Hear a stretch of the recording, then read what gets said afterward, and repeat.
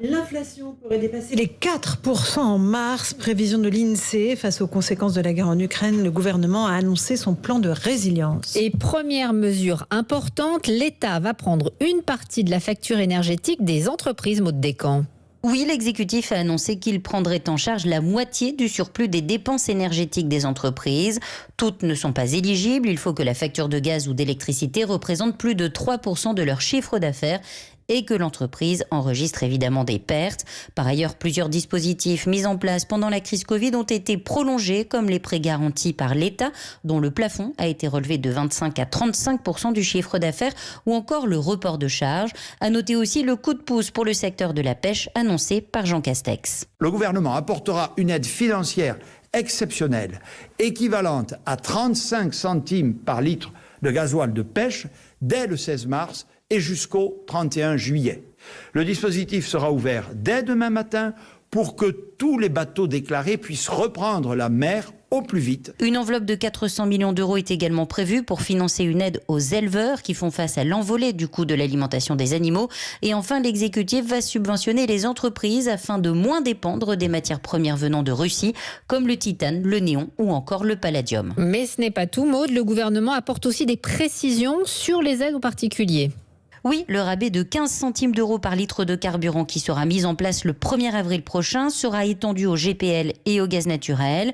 Et certains distributeurs comme Total Énergie se sont engagés à baisser également les tarifs de leur côté. Des discussions sont toujours en cours avec plusieurs enseignes, a précisé le ministre de l'économie, Bruno Le Maire. Merci Maud Descamps du service économie d'Europe 1. Et histoire de faire des économies d'énergie, les mairies, les écoles, les administrations et les services publics seront incités à baisser d'1 degré la température du chauffage. Et l'énergie est bien sûr l'un des sujets qui fâche, Hélène, bien sûr en relation avec l'envolée des prix du carburant. Oui, des professionnels continuent d'ailleurs à bloquer plusieurs dépôts pétroliers en Bretagne, notamment celui de Lorient, où vous vous trouvez, Charles Guyard, mais les forces de l'ordre sont en train d'intervenir. Effectivement, ils ont repoussé la petite centaine de manifestants qui étaient encore présents dans cette rue qui marque l'entrée vers le dépôt pétrolier de Lorient, rue qu'ils occupent depuis maintenant le début de la semaine. Il y a un feu même qui a été allumé, un feu de palettes et un escadron de CRS qui est arrivé un petit peu après 18 heures pour repousser les manifestants à plus d'une centaine de mètres de là.